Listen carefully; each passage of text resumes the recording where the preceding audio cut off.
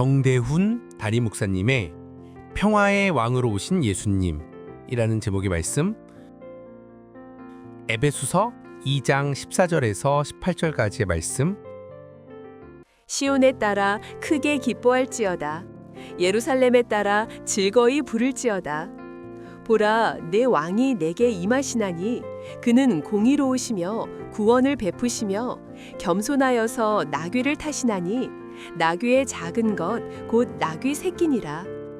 내가 에브라임의 병거와 예루살렘의 말을 끊겠고 전쟁하는 활도 끊으리니 그가 이방 사람에게 화평을 전할 것이요 그의 통치는 바다에서 바다까지 이르고 유브라데 강에서 땅끝까지 이르리라. 그는 우리의 화평이신지라.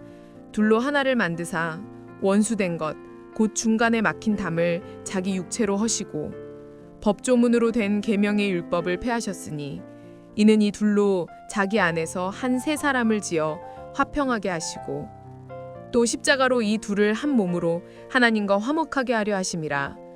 원수된 것을 십자가로 소멸하시고 또 오셔서 먼데 있는 너희에게 평안을 전하시고 가까운 데 있는 자들에게 평안을 전하셨으니 이는 그로 말미암아 우리 둘이 한 성령 안에서 아버지께 나아감을 얻게 하려 하심이라. 아멘. 세상에서나 교회에서나 동일하게 매우 중요하게 여기는 가치 중에 평화라는 것이 있습니다. 세상에서도 평화를 중요하게 생각하고 교회 안에서도 이 평화를 매우 중요하게 생각합니다. 평화를 싫어하는 사람은 한 사람도 없는 것 같아요. 모든 사람들은 이 평화를 갈망하고 있다라는 것이죠. 하지만 세상에서 말하는 이 평화라는 것의 그 이면에는 전쟁과 갈등이 숨겨져 있다는 것을 우리는 잘 알고 있습니다. 평화를 가장 상징적으로 보여주는 것이 노벨 평화상이에요. 한 번 정도는 들어보셨죠? 이 노벨 평화상. 전 세계에 있는 모든 사람들이 인정하고 존경하는 노벨 평화상이 있습니다. 1901년에 처음 이 상이 시작이 되었는데 이 상을 제정한 사람이 스웨덴 출신의 기업가 알프레드 노벨이라는 사람이에요. 그래서 노벨상, 노벨 평화상이라고 부르지요.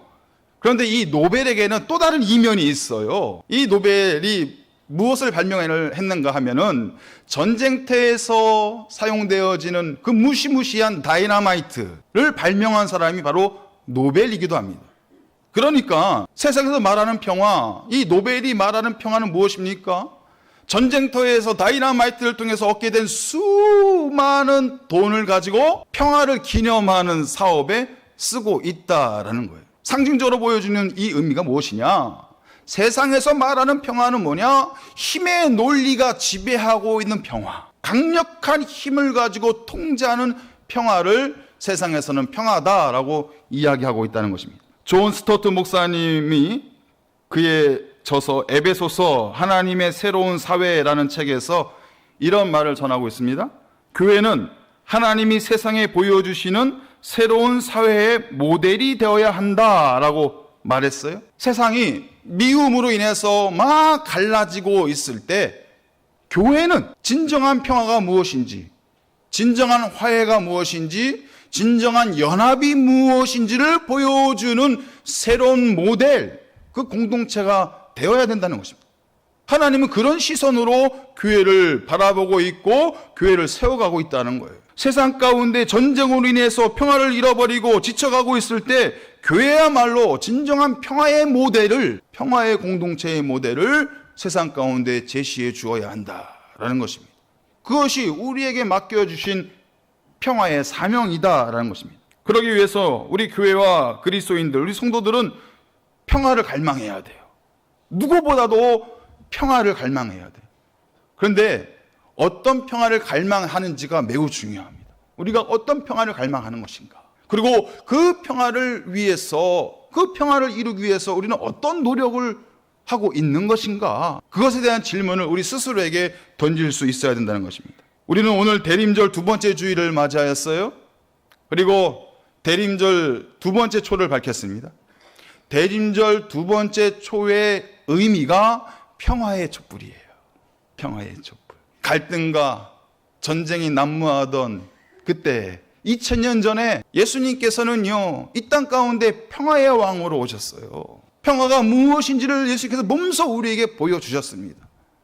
그 예수님을 통해서 우리는 참 평화를 누릴 수 있게 되었습니다. 이 시간 평화의 왕으로 오신 예수님이라는 제목으로 말씀을 나눌 때 우리의 심령 가운데도 예수님이 주시는 평화로 가득 넘쳐나기를 원합니다. 우리의 지쳐있는 이 심령 가운데, 우리의 지쳐있는 이 마음 가운데 주님이 주시는 평화로 가득 넘쳐나기를 간절히 축복합니다. 그리고 우리의 가정에서나 일터에서나 우리가 삶을 살아가는 그 모든 거처에서 우리가 맞닥뜨리게 되는 그 불편한 시간들, 불편한 관계들 속에 하나님께서 오늘 말씀을 통해서 우리 가운데 평화를 주시듯이 그 모든 관계 속에서도 하나님의 평화를 누릴 수 있는, 그래서 우리의 무너진 관계가 다시 회복할 수 있는 귀하고 아름다운 복된 절기가 되시기를 주님의 이름으로 축복합니다. 오늘 구약 본문 이 스가랴서는요, 예수님이 오시기 전 500년 전에 기록되어 있는 말씀이에요. 앞으로 장차 이 땅 가운데 평화의 왕이 오실 것이다, 예수님을 계시하면서 예언하면서 주셨던 말씀입니다. 특별히 이스라엘 백성들, 그 포로 생활을 마치고 돌아왔던 아무것도 남아있지 않는 그 전쟁과 포로 생활 속에서 모든 것을 잃어버렸던 그 이스라엘 백성들을 향해서 이제 장차 우리 가운데 평화의 왕으로 오실 메시아, 우리에게 평화의 왕이 오실 것이다, 이 예언의 말씀으로 그들의 상한 심령을 위로해 주는 말씀이 바로 오늘 본문의 말씀이라는 것이죠. 스가랴 9장 앞부분에 보시면요, 큰 전쟁이 벌어지게 됩니다. 이 전쟁의 결과로 두로와 시돈, 블레셋이 망하게 돼요. 그래서 여러 주석가들이 이 본문을 연구했는데 이때 이 많은 전쟁에서 승리한 왕이 누구이냐, 도대체 역사적으로 승리한 왕이 누구냐, 그것을 연구했어요. 그리고 찾아낸 것이 우리가 잘 알고 있는 알렉산더 대왕이라는 것을 발견했습니다. 알렉산더 대왕이 그 모든 주변의 지역들과 정복 전쟁을 벌이고 그 전쟁마다 승리를 했다는 거예요. 근데 이 알렉산더 대왕이 전쟁에 임할 때는요, 항상 큰 말을 타고, 가장 큰 말을 타고 그 전쟁터로 달려나갔어요. 엄청난 병거, 오늘날로 말하면 탱크 같은 큰 무기들을 가지고 그 전쟁터에 나아갔습니다. 그리고 다 전쟁에서 정복하고 승리한 거예요. 그런 이후에 이 알렉산더 대왕이 외친 것이 무엇이냐? 평화입니다. 팍스, 평화를 외쳤어요. 이때 이 단어에서 유래된 단어가 팍스 로마나라는 단어가 있어요. 로마의 평화. 이것이 의미하는 것이 뭐냐? 힘과 권력으로 쟁취하는 평화의 시대가 열렸다. 우리 가운데 평화가 있어야 된다면 이것은 우리의 힘으로 얻어내는 것이고 우리의 무력으로 얻어낼 수 있는 것이다. 이것이 세상에서 말하는 평화의 개념이 되고 말았다는 거예요. 그런데 하나님께서 오늘 스가랴 말씀을 통해서 그게 아니야, 진정한 평화는 힘과 무력으로 얻는 것이 아니야, 우리에게 또 다른 종류의 왕을 소개해 주십니다. 왕을 소개해줘요. 그 왕이 어떤 왕입니까? 평화의 왕이에요. 평화예요. 내가 지금 너희에게 말하는 이 평화의 왕이 임할 때 진정한 평화가 이 땅 가운데 이루어질 수 있는 것이다. 오늘 예언의 말씀 우리에게 들려주고 있다는 것입니다. 그렇다면 우리에게 오실 평화의 왕은 어떤 분이실까? 과연 어떤 분이실까? 스가랴 9장 9절 말씀 함께 봉독하겠습니다. 시온에 따라 크게 기뻐할지어다, 예루살렘에 따라 즐거이 부를지어다. 보라, 내 왕이 내게 임하시나니 그는 공의로우시며 구원을 베푸시며 겸손하여서 나귀를 타시나니 나귀의 작은 것 곧 나귀 새끼니라. 우리에게 찾아오실 평화의 왕, 진정한 왕, 그 왕은 세 가지 특징을 가지고 있다라고 소개하고 있어요. 첫 번째, 공의로우시며, 공의롭다는 거예요. 우리의 평화의 왕은 공의로우신 분이에요. 누구도 차별하지 않는 분이에요. 모든 이들에게 공의로우시고 모든 이들에게 정의로우신 우리의 왕이시라는 거예요. 두 번째, 구원을 베푸시며, 그 왕이 오시는 목적이 무엇입니까? 이유가 무엇입니까? 우리를 구원하기 위해서. 우리에게 평화의 왕으로 오시는 분은 우리를 통치하고 다스리기 위해서 오시는 분이 아니라 우리를 구원하기 위해서 오시는 거예요. 그리고 세 번째, 겸손하여서 나귀를 타시나니. 나귀를 타시고 오신대요. 겸손한 모습으로, 낮은 모습으로. 우리에게 오시는 평화의 왕은 겸손한 모습으로 찾아오시는 분이시다. 우리에게 약속하고 계십니다. 여기서 우리가 주목해야 될 것이 세 번째, 겸손하셔서 나귀를 타고 오시는 왕이라는 표현이에요. 고대 근동 지역에서는요, 이 왕들이 전쟁을 하러 나가잖아요. 그러면 앞에 있는 적군 앞에 나갈 때는 큰 말을 타고 갔어요. 큰 말. 왜냐하면 힘을 상징해야 되니까, 힘을 드러내야 되니까, 내가 이 정도 힘이 있는 사람이야 라는 것을 드러내기 위해서, 기세를 드러내기 위해서요, 큰 말을 타고 갔어요. 그런 다음에 전쟁이 마치잖아요. 전쟁이 끝나고 이제 자신의 백성들을 살펴보기 위해서 백성들에게 갈 때는요, 작은 노새 나귀를 타고 갔다는 거예요. 작은 노새 나귀가 의미하는 것이, 상징하는 것이 이제는 평화의 때입니다 라는 것을 의미해 준다는 거예요. 그래서 솔로몬 왕이 왕위에 등극할 때 그 백성들을 지나갈 때 무엇을 타고 갔냐면 다윗의 작은 노새를 타고 갔다라고 말씀하고 있어요. 그 영광스러운 솔로몬 왕이 작은 노새를 타고 백성들을 지나갔다. 무엇이죠? 이제 평화의 때가 임할 것이다. 백성들을 안심시키는 거예요. 예수님께서 예루살렘에 입성하실 때 무엇을 타고 가셨어요? 오늘 스가랴 이 말씀, 예언의 말씀 그대로 나귀, 아니요, 나귀보다 더 작은 나귀 새끼, 어린 나귀를 타고 예루살렘에 들어가시고 백성들을 지나가셨다는 거예요. 무엇을 의미하는 것입니까? 예수님만이 평화의 왕이시다. 예수님을 통해서 우리가 이제 평화를 누릴 것이다. 그것을 모든 사람들에게 드러내고 있다라는 것입니다. 여러분, 이 장면이 의미하는 것이 무엇일까요? 우리가 꿈꾸는 평화는요, 힘과 권력과 무력으로 쟁취할 수 있는 것이 아니라 예수님처럼 낮아지고 자기를 비우는 모습 가운데 평화가 임한다라는 것입니다. 예수님이 영광스러운 하늘 보좌를 내려놓으시고 오셨잖아요. 그 예수님이 가장 작고 초라한 말구유에서 태어나셨잖아요. 자기를 낮추시고 모든 것을 비우신 거예요. 그 예수님이 이제는 십자가에 못 박히시고 그 십자가에서 물과 피를 다 쏟으시고 우리를 구원하셨잖아요. 자기 비움, 낮아짐, 그 자리를 통해서 우리 교회와 성도들은 평화를 누릴 수 있게 된 것입니다. 우리가 말하는 평화가 바로 이런 평화라는 거예요. 세상에서 말하는 힘과 권력으로 쟁취하는 평화가 아니라 예수님처럼 낮아지고 자기 비움을 통해서 우리는 평화를 누리게 되는 것이다. 그렇다면 겸손의 왕으로 오신 주님께서 우리에게 보여주시는 평화의 모습은 어떤 모습일까요?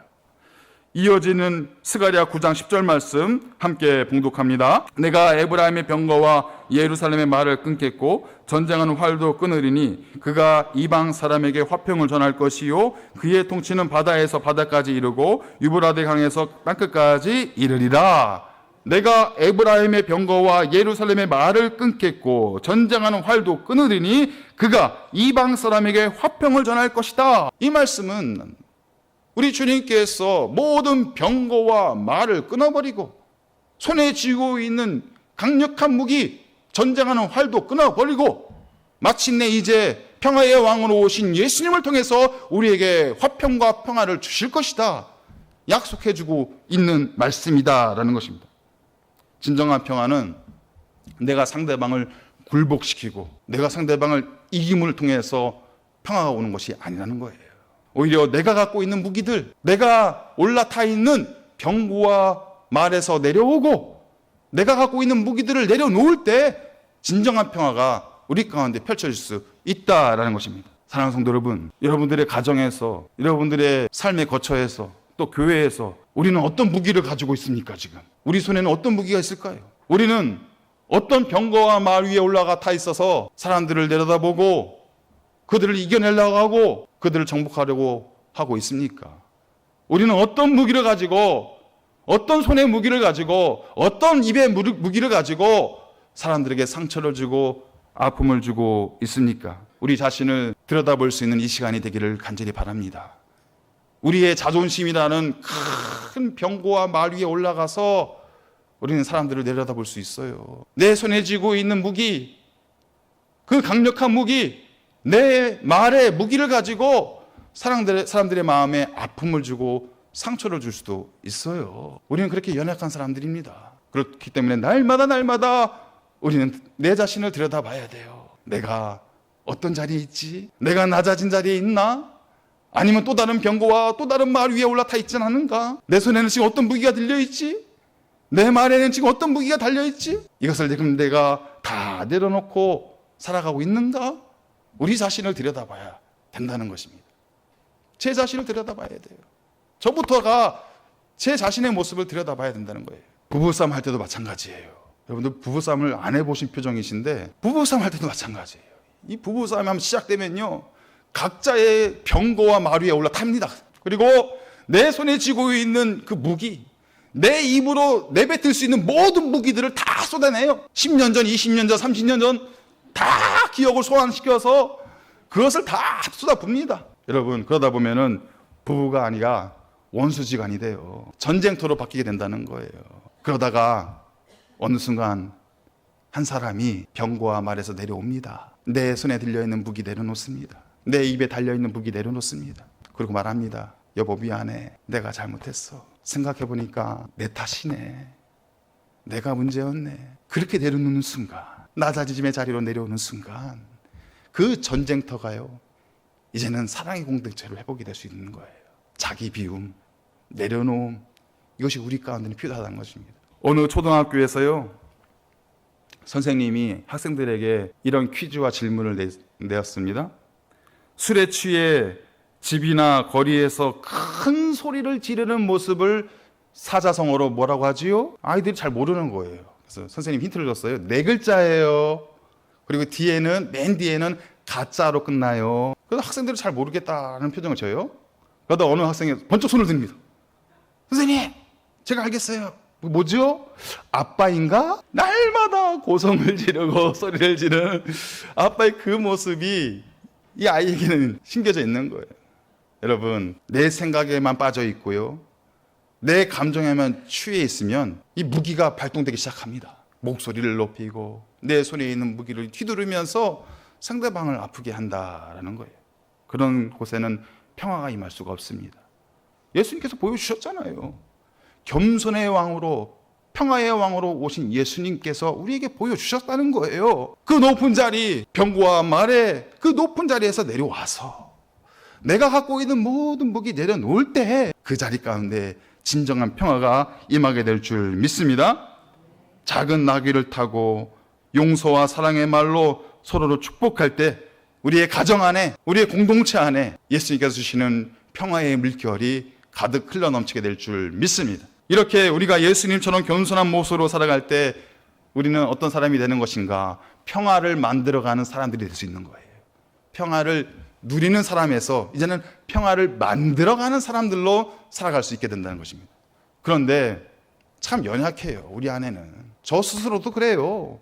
제 안에 아직도 변화받지 못한 속사람의 모습이 있어요. 못난 모습이 있다는 거예요. 이런 못난 모습, 변화받지 않은, 아직 변화되지 못한 속사람의 모습으로 어떻게 우리가 평화를 만들어갈 수가 있을까?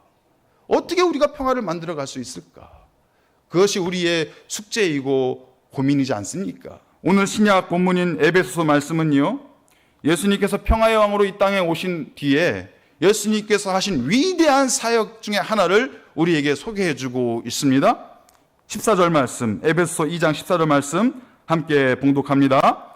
그는 우리의 화평이신지라 둘로 하나를 만드사 원수된 것 곧 중간에 막힌 담을 자기 육체로 허시고, 그는 우리의 화평이신지라 선언하고 있어요. 선포하고 있어요. 우리 예수님, 평화의 왕으로 오신 예수님께서 우리에게 평화를 주시는 것뿐만이 아니라 그분 자체가 평화이다는 거예요. 그분 자체의 본질적인 자체가 평화이고 화평이시다. 이것이 의미가 어떤 의미냐? 여러분, 우리가 예수 이름으로 선포하는 그 순간에 하나님의 평화가 이 땅 가운데, 우리 교회 가운데, 여러분들의 가정 가운데 임할 수 있게 된다는 것입니다. 예수 이름으로 선포할 때 예수 이름 자체가 평화이시니, 예수 이름 자체가 화평이시니 우리가 예수 이름을 선포하는 순간 평화가 임할 수 있다는 거예요. 우리가 나를 아프게 하는 사람을 어떻게 용서할 수 있겠어요? 나를 힘들게 하는 그 사람과 어떻게 화해할 수 있겠어요? 내 이름으로는 안 돼요. 내 이름을 가지고 나아가면 안 돼요. 그 사람의 이름을 떠올려서도 안 돼요. 그 사람과 내가 용서하고 화해할 수 있는 유일한 방법은 예수의 이름으로 나아가는 거예요. 예수의 이름으로 나아가는 거예요. 너무 나를 아프게 하는 사람, 하나님 용서하라고 하시는데 제 마음으로는 용서가 안 되네요. 하나님 저는 화평의 이름, 평화의 이름, 예수 이름으로 선포합니다. 저는 할 수 없지만 예수 이름으로 선포되는 그 순간 하나님의 용서의 은혜가, 화해의 은혜가 우리의 만남 가운데, 우리의 관계 가운데 이루어질 줄 믿습니다. 예수의 이름으로 선포하며 나아가는, 예수 이름으로 선포하며 나아갈 때, 예수의 이름을 의지하며 나아갈 때 우리는 문제를 일으킨 사람, 트러블 메이커가 아니라 평화를 만들어가는 사람들로, 피스 메이커로 살아가는 복된 삶이 될 줄 믿습니다. 우리에게는 평화를 만들 수 있는 힘과 능력이 없을지라도 예수 이름으로 선포하는 순간 그 앞에 있는 모든 중간에 막혀있는 담들이 허물어지는 역사가 일어나게 되는 것입니다. 이것을 사도 바울은 14절 말씀에서, 에베소 2장 14절 말씀에서 분명히 선언을 하였어요. 그는 우리의 화평이신지라 둘로 하나를 만드사 원수된 것 곧 중간에 막힌 담을 자기 육체로 하셨다. 예수님께서 자신의 육체를 십자가에 못 박음으로 인해서 중간에 막혀있는 모든 담을 무너뜨리셨다. 사도 바울이 우리에게 선언을 하고 있습니다. 1871년에 고고학자들이요, 예루살렘 성전에서 진짜 중간에 막혀있는 담을 발견을 하였어요. 이 중간에 막혀있는 담이 성경 말씀에만 있는 것이 아니라 실제적으로 예루살렘 성전 안에 있다는 것을 발견을 하였습니다. 성전 안에는 유대인들만이 들어갈 수 있는 뜰이 있었어요. 이방인들만이 들어갈 수 있는 뜰이 있었어요. 이 뜰 가운데 사이에 긴 돌담이 놓여져 있는 거예요. 1.5m 정도 되는 높이로 긴 돌담이 놓여져 있어요. 그리고 이 돌담에는 살벌한 경고문이 쓰여져 있었습니다. 이 담을 넘는 모든 이방인은 죽임을 당하리라. 그 책임은 본인에게 있다. 이 경고문이 다 붙잡게 되는 거예요. 이방인과 유대인들 사이에 극심한 혐오감과 적대감을 느껴볼 수 있는 것이죠. 중간에 막혀있는 담, 이것이 상징하는 것이 무엇일까요? 원수됨. 너와 나는 원수야. 그것을 드러낼 수밖에 없다는 것입니다. 그러나 평강의 왕, 평화의 왕으로 오신 예수님으로 인해서 놀라운 반전의 역사가 일어나게 됩니다. 여러분, 예수님께서 십자가에 죽으심으로 그 죽으시는 순간에 성소의 휘장이 위에서부터 아래로 쫙 찢어지게 되었습니다. 그것이 의미하는 것이 무엇일까요? 거룩하신 하나님, 그리고 죄된 우리 인간 사람들의 막혀있는 담이 무너졌다. 가로막고 있던 그 담이 무너졌다. 이제 구원의 문이 활짝 열렸다. 하나님과 우리의 관계에 막혀있는 담을 무너뜨리시는 예수님의 역사가 일어난 것이에요. 또한 예수님께서 십자가에 죽으심으로 인해서 이방인과 유대인을 갈라놓았던 중간에 막혀있는 담이 허물어지게 된 것이에요.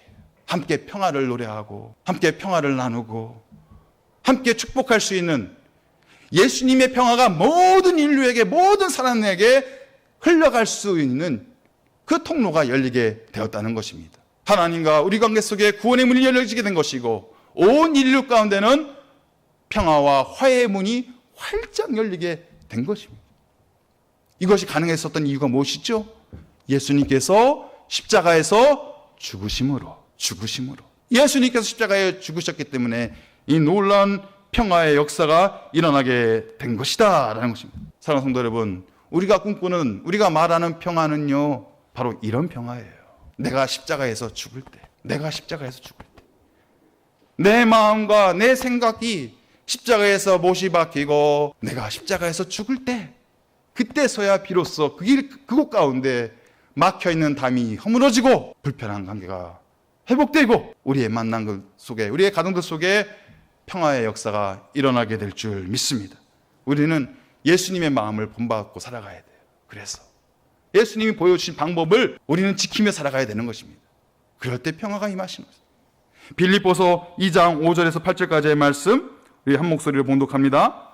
너희 안에 이 마음을 품으라. 곧 그리스도 예수의 마음이니 그는 근본 하나님의 본체시나 하나님과 동등됨을 취할 것으로 여기지 아니하시고 오히려 자기를 비워 종의 형체를 가지사 사람들과 같이 되셨고 사람의 모양으로 나타나사 자기를 낮추시고 죽기까지 복종하셨으니 곧 십자가에서 죽으심이라. 여러 설명들이 있지만 그 모든 설명의 결론은 무엇입니까? 십자가에서 죽으심이라.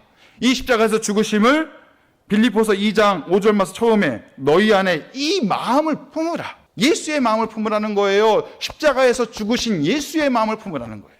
그 마음이 있어야만 우리의 상한 심령 가운데 평화가 찾아오는 것이고 우리가 살아가는 자리 가운데 평화가 나타나게 되는 것이고 우리의 인생이 평화를 만들어가는 사람들로 살아갈 수 있게 되는 것이다. 우리에게 말씀하고 있습니다. 사랑하는 성도 여러분, 우리가 십자가에서 죽으면 우리가 십자가에서 죽을 수만 있다면 용서 못할 사람이 어디 있겠어요? 화해 못할 사람이 어디 있겠습니까? 이제 내가 내일이면 영광스러운 십자가의 죽음을 맞이하여 하나님 나라에 들어간다면 오늘 나는 누구하고도 화해할 수 있고 누구하고도 용서할 수 있는 거예요. 우린 날마다 십자가에 죽노라 내 자신을 들여다보고 주님 앞에 고백하며 나아가야 된다는 것입니다. 예수님의 십자가의 죽음의 마음, 그 마음을 우리 안에 품을 때 진정한 평화가 우리의 가정과 심령과 우리의 모든 공동체 안에 온전한 모습으로 드러나게 될 줄 믿습니다. 날마다 예수의 마음을 품으시고 살아가시고 이번 한 주간도 우리가 평화의 왕으로 오신 예수님, 그 예수님께서 우리에게 주시는 평화, 이제는 그 평화를 만들어가는 사람들로 여러분들이 만나는 모든 사람들에게 평화를 전하시고 가족과 가정과 일터와 공동체 가운데 그 평화의 열매를 많이 맺어갈 수 있는 복된 삶이 되시기를 주님의 이름으로 축복합니다.